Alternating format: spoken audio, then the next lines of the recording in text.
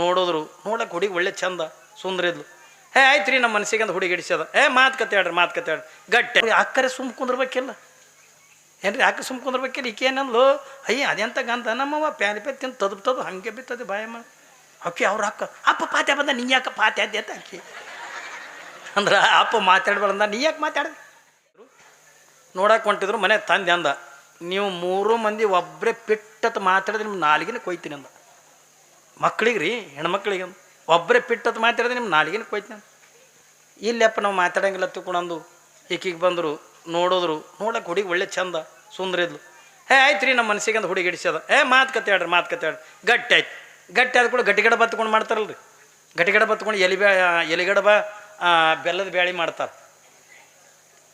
ಯಾವಾಗಿಂದ ಎಲಿಗಡಬ ಬೆಲ್ಲದ ಬ್ಯಾಳಿ ಮಾಡಿದ್ರು ಅವಾಗ ಅವರು ಬೀಗರು ಏನಂದ್ರು, ನೋಡ್ರಿ ಹುಡುಗಿ ಅಂದ ಬಂದು ಕೂಡ ಕುರ್ಚಿ ಮೇಲೆ ಕುಂತದ, ಅದು ಕಾಲಾಗಿಲ್ಲ, ನಾವು ನೋಡೇ ಇಲ್ಲ, ಅದಕ್ಕೆ ಹೆಂಗೂ ಗಟ್ಟಿನೇ ಆಗ್ಯದಲ್ಲ, ಹುಡುಗಿ ಕೈಲಿನ ಊಟಕ್ಕೆ ನೀಡಕ್ಕೆ ಹಚ್ಚ್ರಿ ಅಂದರು. ಹುಡುಗಿ ಕೈಲಿನ ಊಟಕ್ಕೆ ನೀಡಕ್ಕೆ ಹಚ್ಚ್ರಿ. ಆಯ್ತು ಬಿಡ್ರಿ, ನೀಡ್ತಾಳೆ, ಅದ್ರಾಗೇನು ದೊಡ್ಡಾಗದು. ಆಯಿತು ಹೋದ್ಲು. ಮೊದಲು ಹೋಗಿ ಅಂದು ಬೆಲ್ಲದ ಬ್ಯಾಳಿ ಎಲ್ಲರಿಗೆ ನೀಡಲು. ಆಮೇಲೆ ಅಂದ ಇದು ಎಲಿಗಡ ತಂದು ಎಲ್ಲರಿಗೆ ನೀಡಲು. ಮತ್ತು ಹೋಗಿ ಅಂದ ಏನ್ರಿ ಬೆಲ್ಲದ ಬ್ಯಾಳಿ ತೊಗೊಂಡು ಬರ್ಲಕ್ಕೆ ಹೋಗೋದ್ರಾಗ ಏನು ಕಡುಬು ಹಾಗೆ ಇಟ್ಟಿತ್ತಿದ್ದು ಹುಡುಗ ಲಗ್ನ ಮಾಡ್ಕೊಳ್ಳೋದು. ಕಡುಬು ಹಾಗೆ ಇಟ್ಟದ, ಬರೀ ಬೆಲ್ಲದ ಬ್ಯಾಳಿನೇ ತಿಂದು. ಮತ್ತು ಬೆಲ್ಲದ ಬ್ಯಾಳಿ ನೀಡಲು, 2 ಸರಿ ನೀಡಲು, 3 ಸರಿ ನೀಡಲು. ಕಡುಬು ಹಾಗೆ ಇಟ್ಟಾನ, ಬರೀ ಬೆಲ್ಲದ ಬ್ಯಾಳಿ ನಕ್ಕಿತ್ತು 5-6 ಸರಿ. ಏಕೆಗೆ ತಾಳೋದು ಆಲಿಲ್ಲ. ತಾಳೋದು ಆಲದಕ್ಕೆ ಒಳಗೆ ಬಂದ್ಲು. ಅವ್ರು ಹಾಕದೇರಿ ಇದ್ರಲ್ಲ, ಅತ್ಯಂತ ಅಂತ ನಮ್ಮವ್ವ ಪ್ಯಾನಿ ತಿಂದು ತದು ಹಂಗೆ ಬಿತ್ತದು ಭಯ ಬಂತು ಅಂದ್ರೆ ಬ್ಯಾಳಿ ತಿಂದು ಕಡುಬು ಹಂಗೆ ಇಟ್ಟದ ಅಂತ ಹೇಳಕತ್ತಾಳಿಕೆ ಅಕ್ಕನ ಮುಂದ. ಪ್ಯಾಲೆ ತಿಂದು ತದು ಹಂಗೆ ಬಿತ್ತದಿದ್ದು ಭಯ ಬಂತು. ಮತ್ತು ಅವ್ರಿಗೆ ಅಕ್ಕರೆ ಸುಮ್ ಕುಂದ್ರಬೇಕಿಲ್ಲ ಏನ್ರಿ, ಯಾಕೆ ಸುಮ್ ಕುಂದ್ರಬೇಕಿಲ್ಲ. ಈಕೆ ಏನಂದ್ಲು, ಅದೆಂತ ಗಂಧ ನಮ್ಮವ್ವ ಪ್ಯಾನಿ ತಿಂದು ತದು ಹಂಗೆ ಬಿತ್ತದು ಭಯಮ್ಮ. ಅಕ್ಕಿ ಅವ್ರ ಅಪ್ಪ ಪಾತ್ಯ ಬಂದ, ನೀ ಯಾಕೆ ಪಾತ್ಯ ಅದ್ದೆ ಅಂತ ಅಕ್ಕಿ ಅಂದ್ರೆ ಅಪ್ಪ ಮಾತಾಡ್ಬಾರ್ದ, ನೀ ಯಾಕೆ ಮಾತಾಡ್ದೆ. ಯಾವಾಗಿಂದ ಅಪ್ಪ ಮಾತಾಡ್ಬಾರ್ದು, ನೀ ಯಾಕೆ ಮಾತಾಡ್ದೈತಿ. ಈಕಿ 2ನೇದಕ್ಕಿ 3ನೇದಕ್ಕಿರ ಸುಮ್ ಕುಂದ್ರಬೇಕಿಲ್ಲ. ಆಕಿ ಪಾತ್ಯದಕ್ಕೆ ನೀ ಯಾಕೆ ಪಾತ್ಯದೆ ಈಕಿ ಹಂಗೆ ಮಾಡ್ತೀರಿ. ಮಜಾ ಇಲ್ಲ ಅಂದ್ರೆ ನಾಲಿಗೆ ಇವ್ಕು 3 ಕುರ್ದು ಕೊಡ್ಡಿದ್ದಂಗಿತ್ತು. ಇವಕ್ಕೆ ಕಲ್ಲನೆ ಕಾಗಿ ಬಲ್ಲನೆ ಬಂದು ಜಲ್ಲನೆ ಇಳಿದು ರಲಕ್ಕೆ ಬರ್ತಿದ್ದಿಲ್ಲ ಅವಕ್ಕ ತಿದ್ರೆ. ಹಂಗೆ ಮಾತಾಡ್ಸೋದು ಕೂಡ ಮಾತಾಡಿಸ್ಬೇಕು, ಬ್ಯಾಡ ಹತ್ಕೊಂಡು ನನಗೆಲ್ಲ. ಹಾಗಾದ್ರೆ ನಾವು ಯಾವುದನ್ನು ಕೇಳಬೇಕು ಯಾವುದನ್ನು ಕೇಳಬಾರ್ದು ಅನ್ನುವಂಥದ್ದನ್ನು ವಿಚಾರ ಮಾಡಿ ಅಂದ ಹೆಣ್ಣಿನ ಗುಣಗಳನ್ನು ಅಳತಿ ಮಾಡಬೇಕೇ ಹೊರತಾಗಿ ಹೆಣ್ಣಿನ ಸೌಂದರ್ಯ ಅಳತಿ ಮಾಡೋದಲ್ಲ, ಅವಳಲ್ಲಿರ್ತಕ್ಕಂಥ ಸಂಪತ್ತು ಆಸೆ ಮಾಡೋದಲ್ಲ. ಯಾಕ್ರಿ ಎಷ್ಟೋ ಜನದ ಈ ಸಂಪತ್ತಿಗೆ ಆಸೆಗಾಗಿ ಇವತ್ತಿನ ದಿನಮಾನದೊಳಗೆ ನಾ ಮೊನ್ನೆ ಒಂದು ಮಾತು ಹೇಳಿದ್ನಲ್ಲ, ಗಂಡು ಹುಟ್ಟ್ಯದ ತಿಳ್ಕೊಂಡ್ರೆ ಏನು ಕೇಳ್ತಾರೆ, ಯಾಕೋ ಬಣತನ ಐತಿತ್ತಲ್ಲ, ಆಯ್ತಲ್ಲಣ್ಣ ಏನು ಹುಟ್ಟ್ಯದ ಗಂಡು ಹುಟ್ಟ್ಯದ, ಅವ ಪಾರ್ಟಿ ಕೊಡ್ಬೇಕಪ್ಪ ಅತ್ತಾರ. ಗಂಡು ಹುಟ್ಟ್ಯದಂತ ಪಾರ್ಟಿ ಕೊಡ್ಬೇಕಪ್ಪ ಅಂತಾರೆ. ಯಾಕೋ ಬಾಣೆತನ ಐತಿತ್ತಲ್ಲ, ಆಯ್ತು ಕಾಕ ಏನು ಹುಟ್ಟ್ಯದ ಹೆಣ್ಣ ಅಂತ ಪಾರ್ಟಿ ಮೇಲೆ ಪೀರ್ಟಿ. ಯಾಕೆ ಹೆಣ್ಣ ತಗೊಂಡು ಬಾಯಿ ಎಳಿತವ ತಿಳ್ಕೊಂಡ್ರೆ ಇದು ಅವತ್ತಿನ ದಿನಮಾನದಾಗ ಎಳಿತಿದ್ದಿಲ್ಲ ಏನ್ರಿ, ಇವತ್ತಿನ ದಿನಮಾನದೊಳಗೆ ಅಂದ ಎಳಿಬೇಕಾಗ್ಯದ. ಯಾಕಂದ ಹೆಣ್ಣ ತಗೊಳದಂತಾರ ತಗೊಳಂತ ಕೇಳಿದ್ರೆ ಇವತ್ತಿನ ದಿನಮಾನದೊಳಗೆ ವರದಕ್ಷಿಣೆ ಭಾಳ ಆಗ್ಯದ. ಕಲ್ಪನೆ ಇರಲಿ ನಿಮ್ಗೆ, ವರದಕ್ಷಿಣೆ ಸಲುವಾಗಿ ನೀವೇನು ಹುಂಡ ಅಂತೀರೇನು ವರದಕ್ಷಿಣೆ ಅಂತೀರೋ ಏನ್ರಿ. ಹುಂಡ ಇವತ್ತು ಏಟಾಗ್ಯದ ಒಂದೊಂದು ರೇಟ್ ಆಗ್ಯಾವ. ನಿಮ್ಮ ಕಡೆನ ಅಷ್ಟು ಹುಂಡ ಇಲ್ಲ. ನೀವು ಬೀದರ್ ಜಿಲ್ಲೆಗೆ ಬಂದು ನೋಡ್ರಿ, ಬೀದರ್ ಜಿಲ್ಲಾದಾಗ ಬಂದು ನೋಡ್ರಿ ನೀವು. ನಮ್ಮಲ್ಲಿ ಮೊನ್ನೆ ಒಂದು ಬೀಗ್ತನಾಗ್ಯದ ಏನ್ರಿ, ನಮ್ಮಲ್ಲಿ ಒಂದು ಬೀಗ್ತನಾಗ್ಯದ. ಆ ಹುಡುಗನ ನಮ್ಮ ಊರಿಗೆ ನೋಡಕ್ಕೆ ಬಂದದ, ಮರಾಠ ಪೈಕಿ ಹುಡುಗಿ ನಮ್ಮಲ್ಲಿ. ಆ ಹುಡುಗನ ನೋಡಕ್ಕೆ ಬಂದಾನ, ಅವ್ರ ಜೋಡಿ ಒಂದು ಬೀಗರು ಬಂದಾರ, ನೋಡ್ಯಾರ ಹುಡುಗಿ ಪಾಸ್ ಆಗೈತಿ, ಎಲ್ಲನೇ ಆಗೈತಿ, ಮಾತುಕತೆ ಆಗ್ಯಾವ. ಇವ ಏನು ಹೇಳ್ಯಾನ, ಬಾಂಬೆದೊಳಗೆ ನಂದು ಐಸ್ ಕ್ರೀಮ್ ಫ್ಯಾಕ್ಟ್ರಿ ಅದ ತಗೊಂಡು ಹೇಳ್ಯಾನ. ಐಸ್ ಕ್ರೀಮ್ ಫ್ಯಾಕ್ಟ್ರಿ ಅದ. ಯಾವಾಗಿಂದ ಐಸ್ ಕ್ರೀಮ್ ಫ್ಯಾಕ್ಟ್ರಿ ಅದ, ಚಲೋ ನಡೆದದ, ನಂದು ಬಿಸ್ನೆಸ್ ಚಲೋ ಅದ ತಿಳ್ಕೊಂಡಂದು ಹೇಳ್ಯಾನ. ಹೇಳೋದು ಬಳಕ ಆಯ್ತು ಬಿಡ್ರಿ, ಐಸ್ ಕ್ರೀಮ್ ಫ್ಯಾಕ್ಟ್ರಿ ಅಂತ ತಿಳ್ಕೊಂಡ್ರೆ ಅದೇನು ಸಣ್ಣದಿರ್ತಾನೋ ಬೇಕಾದಂಗೆ ಇರ್ತದ ತಿಳ್ಕೊಂಡಂದು ಆಯ್ತು ಮಾತಾಡ್ರಿ ತಿಳ್ಕೊಂಡಂದು ಮಾತಾಡಿ ಹೋಗಿ ನೋಡಿಲ್ಲ. ನೋಡ್ಲಾರ್ದಿನಿಂದ ಮಾತಾಡವ 15 ಲಕ್ಷ ರೂಪಾಯಿ ಹುಂಡ ಏನ್ರಿ, 11 ತೊಲಿ ಬಂಗಾರ, ಮತ್ತು ಲಗ್ನನೂ ಹುಡುಗಿ ಕಡೆಯವ್ರಿಗೆ ಮಾಡಿ ಕೊಡ್ಬೇಕು. ಮಸಿ ಅನ್ಸಲ್ರಿ, 15 ಲಕ್ಷ ರೂಪಾಯಿ ಹುಂಡ, 11 ತೊಲಿ ಬಂಗಾರ, ಮದುವೆನೂ ಕೂಡ ಇವರೇ ಮಾಡಿ ಕೊಡಬೇಕು. ಭರ್ಜರಿ ಮದುವೆ ಮಾಡಿ ಕೊಟ್ಟರು. ಯಾವಾಗಂದ್ರೆ ಇಡೀ ಊರಿಗೆ ಅಂದ ಊಟ ಹಾಕಿ ಇಡೀ ಊರು ಗ್ರಾಮದ ಜನರಿಗೆಲ್ಲ ಹೇಳಿ ನನ್ನ ಹಳೆ ಅಂದ ಐಸ್ ಕ್ರೀಮ್ ಫ್ಯಾಕ್ಟ್ರಿ ಮಾಲಕನ ತಿಳ್ಕೊಂಡು ಏನ್ರಿ ಎಲ್ಲ ಕಡೆನೂ ಕೂಡ ಹೇಳಿ ಅದ್ದೂರಿಯಾಗಿ ಅಂದ ಮದುವೆ ಮಾಡಿ ಕೊಟ್ಟರು. ಮಾಡಿಕೊಟ್ಟ ಬಳಿಕ ಹುಡುಗಿ ಲಗ್ನ ಮಾಡಿಕೊಂಡು ಗಂಡನ ಮನೆಗಿಂದ ಹೋಯ್ತು ಬಾಂಬ್ಯಾಕ್.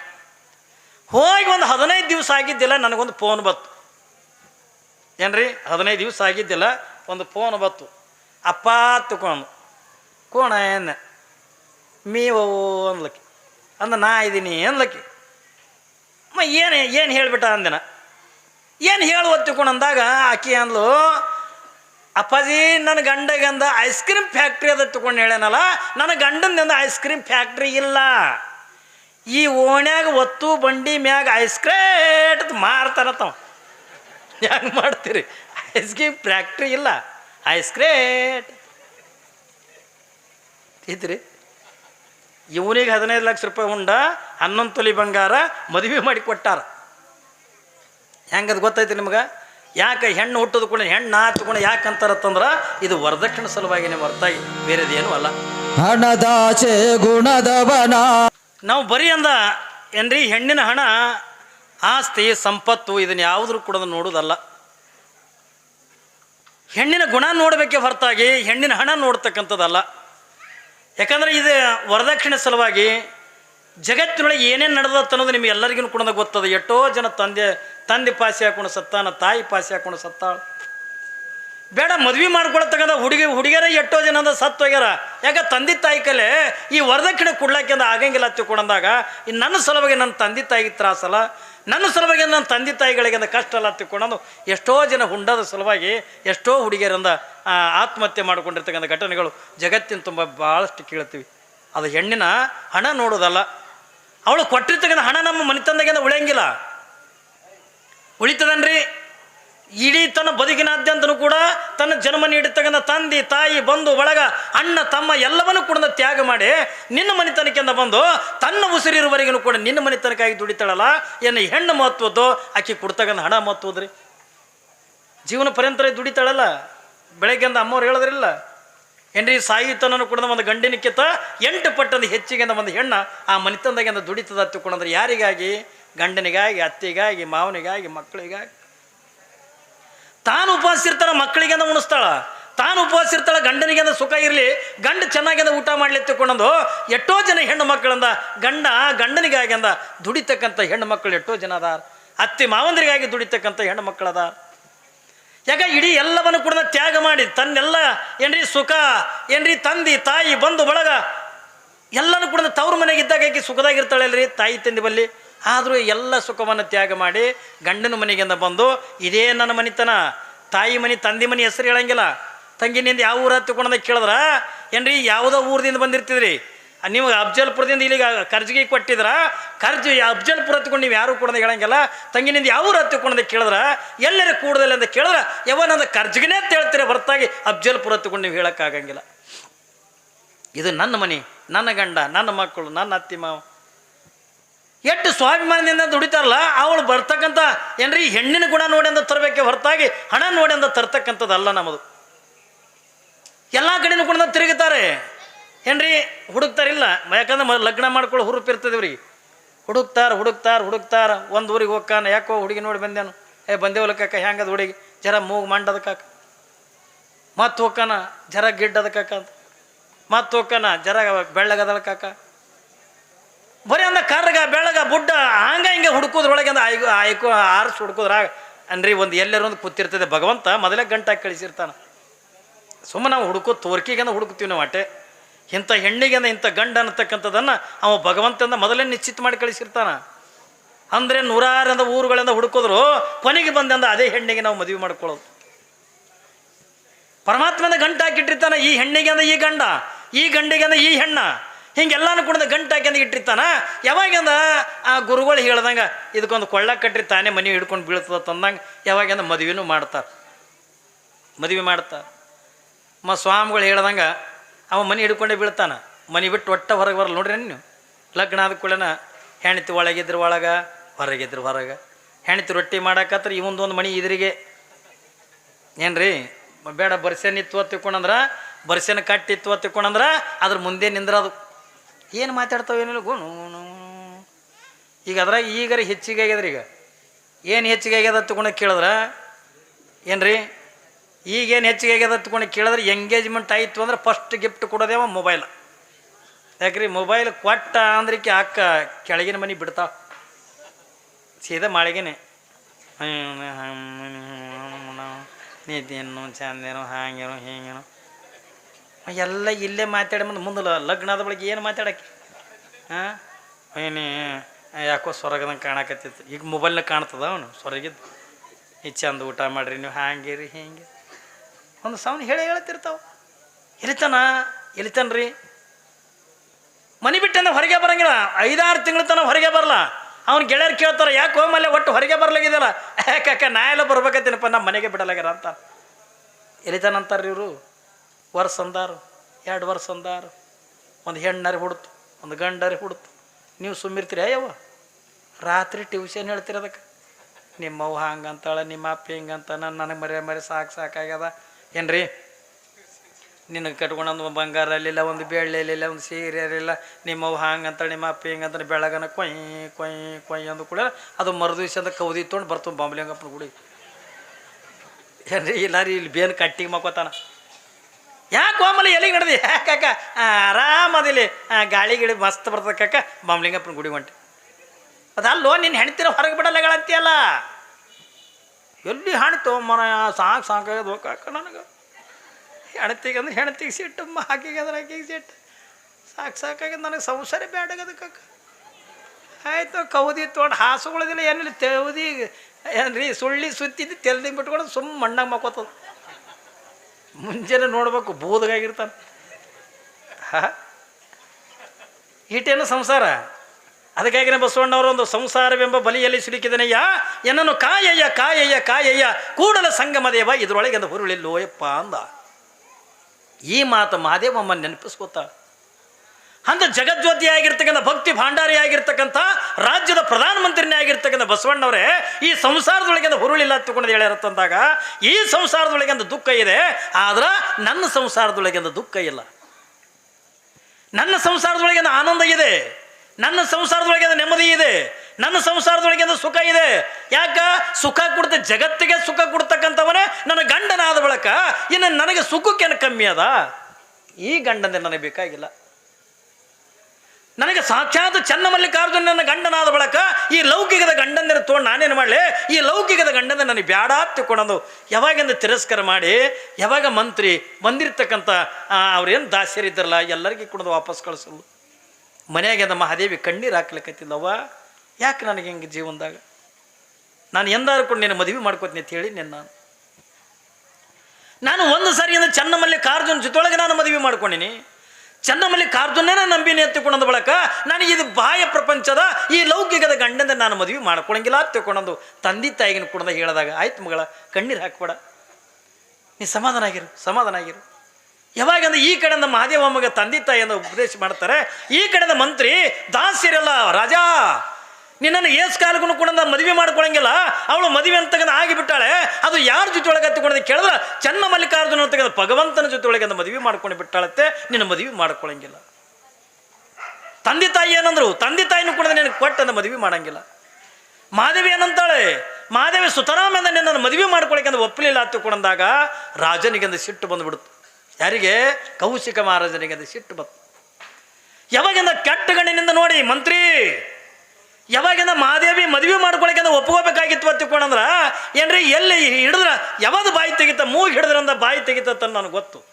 ಅದಕ್ಕೆ ಆ ಮಹಾದೇವಿಗೆ ಮದುವೆಗೆ ಒಪ್ಪಿಸ್ಕೊಳಕ ಮೂಗಿ ಯಾವ್ದು ಹೊತ್ತುಕೊಂಡ ಕೇಳಿದ್ರ ಅವ್ರ ತಂದೆ ತಾಯಿನಂದ ನನ್ನ ಅರಮನೆಗೆ ಅಂದ ಎಳ್ಕೊಂಡು ತುಂಬ ಅಂದ ನೋಡಿ ಮಹಾದೇವಿ ಒಂದು ವೇಳೆ ಮದುವೆ ಮಾಡ್ಕೊಳಕ್ಕೆ ಒಪ್ಕೊಳ್ಳಿಲ್ಲತ್ತಂದ್ರೆ ಅವಳು ತಂದೆ ತಾಯಿನಂದ ನನ್ನ ಅರಮನೆಗೆ ಅಂದ ಎಳ್ಕೊಂಡು ತಗೊಂಡು ಬಾ ತಿಳ್ಕೊಂಡ ರಾಜಾಜ್ಞೆ ರಾಜನ ಮಾತಂತಕ್ಕಂಥ ಯಾರು ಕೂಡ ಮೀರಕ್ಕಾಗಲ್ಲ ಮಂತ್ರಿಗೆ ಮೀರಕ್ಕಾಗಂಗಿಲ್ಲ ಪ್ರಜೆಗಳಿಗೂ ಕೂಡ ಮೀರಕ್ಕಾಗಂಗಿಲ್ಲ ಯಾವಾಗಿಂದ ಅವಳು ಮದುವೆ ಮಾಡ್ಕೊಳಕ್ಕೆ ಒಪ್ಕೊಳ್ಳಲ್ಲತ್ತಾಳಲ್ಲ ಅವಳು ತಂದೆ ತಾಯಿನಿಂದ ಎಳ್ಕೊಂಡು ತೊಗೊಂಡು ಬಾ ತಿಳ್ಕೊಂಡ ಯಾವಾಗಿಂದ ತಂದೆ ತಾಯಿನ ಹೋಗಿ ಮಂತ್ರಿ ಅಂದ ಎಳ್ಕೊಂಡು ತಂದ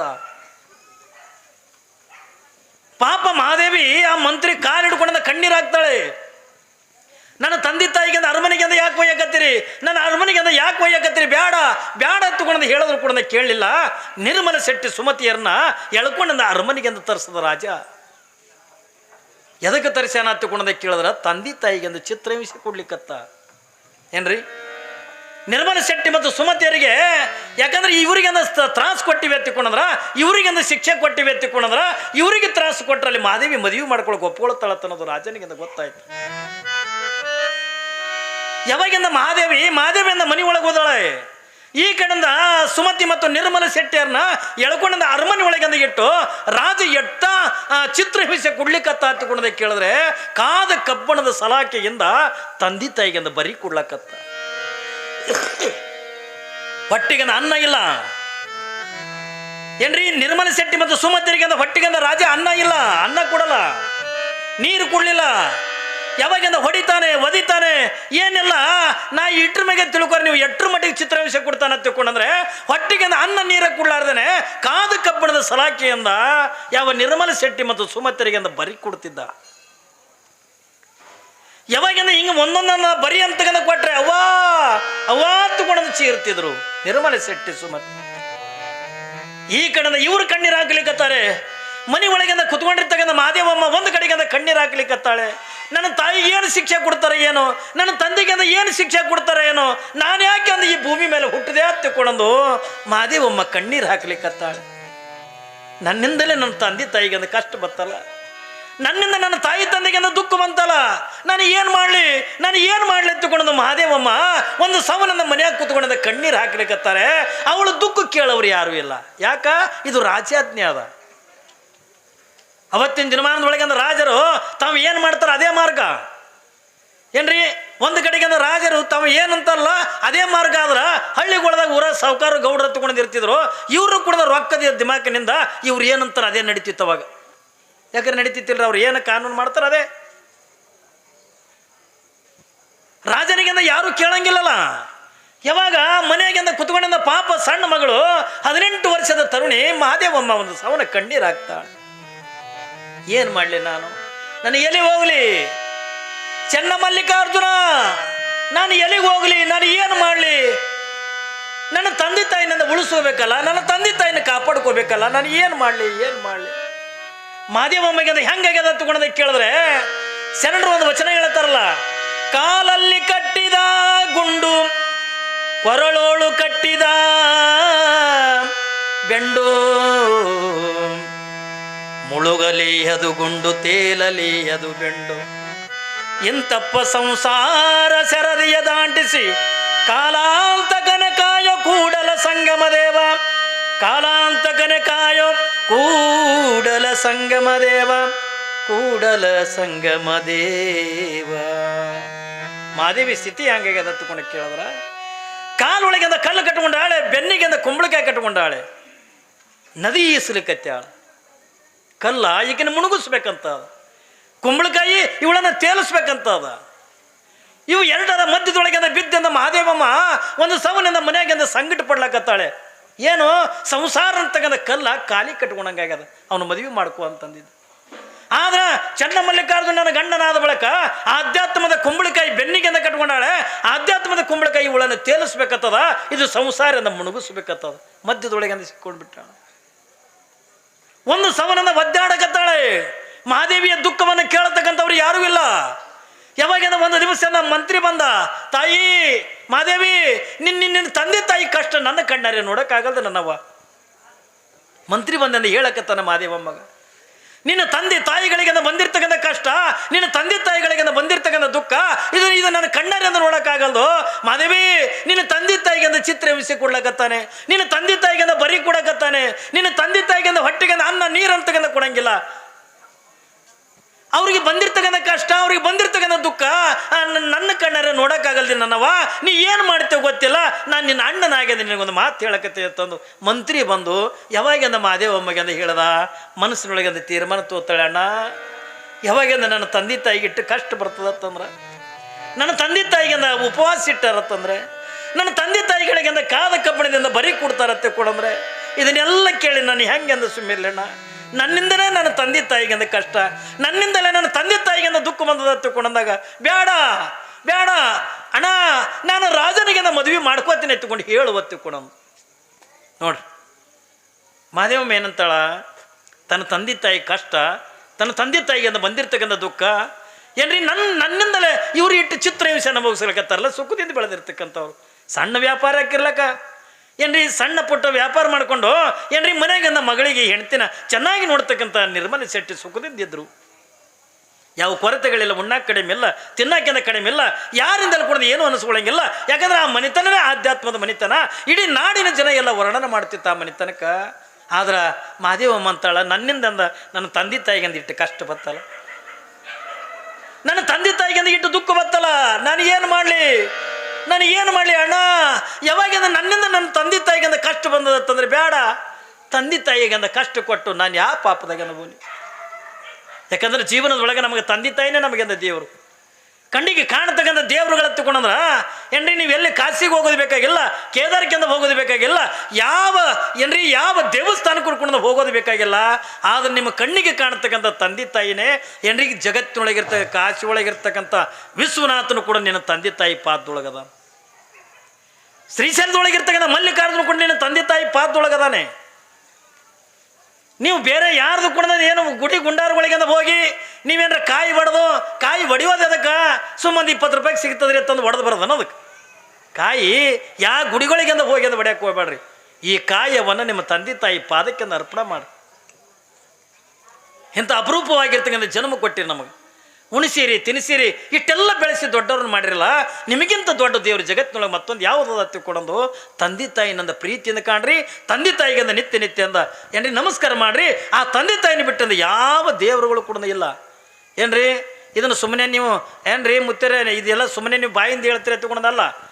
ನಾನು ಬಹುಶಃ ಈ ಸ್ವಾಮಿಗಳದ್ರೊಳಗನೆ ಅತಿ ತಾಯಿನಿಂದ ತಂದೆ ತಾಯಿನ ಪ್ರೀತಿ ಮಾಡಿರ್ತಕ್ಕಂಥ ಸ್ವಾಮಿ ನಾನು ಜಗತ್ತಿನೊಳಗಂದ. ಇಲ್ಲಿ ನನ್ನ ಹುಟ್ಟಿದ್ರು ಇಲ್ಲಿ ಕನ್ನೊಳ್ಳಿ. ನೀವು ಹೋಗಿ ಇಡೀ ಊರಿಗೆ ಅಂತ ಕೇಳ್ರಿ, ಯಾವ ಹನುಮಂದೇವ್ರ ಮೂರ್ತಿನೂ ಸ್ಥಾಪನೆ ಮಾಡಲಿಲ್ಲ, ಯಾವ ಕಲ್ಲಲ್ಲಿ ಲಿಂಗಾನು ಕೂಡ ಸ್ಥಾಪನೆ ಮಾಡಲಿಲ್ಲ. ನನಗೆ ಜನ್ಮ ನೀಡಿರ್ತಕ್ಕಂಥ ನನ್ನ ತಾಯಿದೇ ಗುಡಿ ಕಟ್ಟಂದ, ತಾಯಿದಿಂದ ನಿತ್ಯ ಪೂಜೆ ನಡೆಯಂಗ ಮಾಡಿರ್ತಕ್ಕಂಥವ್ ನಾನು. ಯಾಕೆ ಏನ್ರಿ, ಅವಳೇ ನನಗೆ ಜನ್ಮ ಕೊಡಲ್ಲ, ನಾ ಎಲ್ಲಿ ಸನ್ಯಾಸಿ ಆಗವ? ಭಾಳ ಮಂದಿ ಅಂತಿರ್ತಾರೆ, ನೀವೇನ್ರಿ ಸನ್ಯಾಸಿಗಳು, ನಿಮಗೆ ಯಾಕೆಂದ ತಾಯಿ ತಂದೆ ನಿಮ್ಮ ಪೂರ್ವದಿಂದ ತಂದೆ ತಾಯಿ ಯಾಕೆ ತಿಳ್ಕೊಂಡ್ರೆ ಏನ್ರಿ, ಅವ್ರ ತಂದೆ ತಾಯಿ ನನಗೆ ಜನ್ಮ ಕೊಟ್ಟಾರ ತಿಳ್ಕೊಂಡಂದ್ರೆ ಏನ್ರಿ, ಅವ್ರು ನನಗೆ ಸಮಾಜಕ್ಕೆ ದಾನ ಮಾಡ್ಯಾರತ್ತಂದ್ರೆ ನಾ ಇವತ್ತು ಸ್ವಾಮಿ ಆಗಿನಿ. ಇಲ್ಲ ಅದು ನಾ ಎಲ್ಲಿ ಸ್ವಾಮಿ ಆಗವ ಏನ್ರಿ?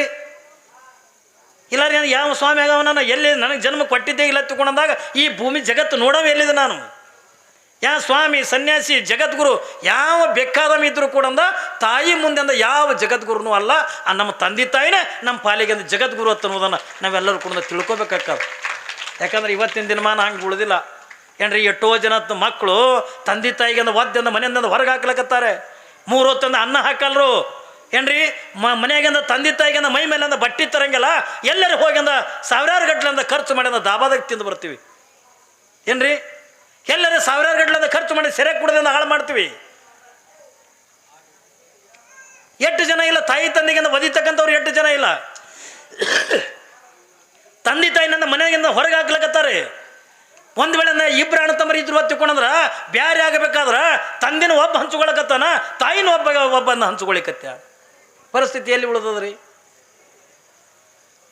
ಯಾಕವು ಎಲ್ಲ ಹಿಂಗೆ ಮಾಡಕತ್ತ ಹೊತ್ತಿಕೊಂಡ್ ಕೇಳಿದ್ರೆ ಅವಕ್ಕೆ ಸಂಸ್ಕಾರ ಇಲ್ಲಾರ್ದಕ್ಕೆ ಸಂಸ್ಕಾರ ಕೊಡಬೇಕು. ನಾ ಯಾಕೆ ಹೇಳಕತ್ತೀನಿ ಅಂತಂದ್ರೆ ಮಕ್ಕಳಿಗೆಂದ ಹುಟ್ಟುತ್ತಲೇ ಮಕ್ಕಳಿಗೆಂದ ಒಳ್ಳೆ ಸಂಸ್ಕಾರ ಕೊಟ್ರ ತಂದೆ ತಾಯಿ ಅನ್ನುವಂಥದ್ದು ಒಂದು ಪ್ರೀತಿ ಇರ್ತದ. ಇಲ್ಲಾಂದ್ರೆ ಅಂದ್ರೆ ನಾವು ಅವು ಇನ್ನೂ 6 ವರ್ಷದೇ ಇರ್ತಾವ, ಒಯ್ದವಕ್ಕೆ ಹಾಸ್ಟೆಲ್ಕೆಂದು ಬಿಡ್ತೀವಿ. ದೊಡ್ಡ ಸಾಲ ತಿಳ್ಕೊಂಡು ಹಾಸ್ಟೆಲ್ಗೆ ಬಿಟ್ಟರೆ ನಿಮ್ಮ ತಂದೆ ತಾಯಿ ಪ್ರೀತಿ ಅವಾಗ ಸಿಗಲ್ಲ. ನೀವು ಯಾರು ಅನ್ನೋದು ಯಾವಾಗ ಗೊತ್ತಿಲ್ಲ. ಮನೆ ಇದೇ ಐತಿಲ್ರಿ, ಇಲ್ಲೇ ಬಿಜಾಪುರದೊಳಗೆ BLD ಕಾಲೇಜಿನೊಳಗೆ ಏನ್ರಿ ತಂದೆ ತಾಯಿ ಮಗನಿಗೆ ನೋಡಕ್ಕೆ ಹೋದ್ರಿ, ನೀವು ಯಾರು ಓದ್ ಕೇಳ್ತತ್ತ? ಅದು ನೋಡೇ ಇಲ್ಲದು, ಅವ್ರು ಅವ್ವ ಅಪ್ಪಗೆ ನೋಡೇ ಇಲ್ಲ. ದೊಡ್ಡ ಶ್ರೀಮಂತರವರು ಅದಕ್ಕೇನ್ರಿ ಬೇಕಾಯ್ತು ಅಂದ್ರೆ ಆಳು ಮನುಷ್ಯರು ಕಾರ್ ಕೊಟ್ಟು ಕಳಿಸೋರು, ಅದಕ್ಕೆ ಅದು ಕುಡಿಸಂದ ಬಂದುಬಿಡೋರು. ತಂದೆ ತಾಯಿ ಹೋಗೇ ಇಲ್ಲ. ತಂದೆ ತಾಯಿ ಅಂದರೆ ಯಾರು ಗೊತ್ತಿಲ್ಲ.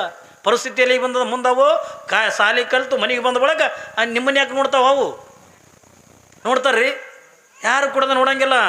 ಒಂದು ಕರ್ಜಿಗೆ ಊರಾಗ ಒಂದು ಮಾತು ಹೇಳ್ತೀನಿ ಕೇಳಿ, ನೀವು ಬೇಕಾದಷ್ಟು ಶ್ರೀಮಂತರಿರಲಿ, ನೀವು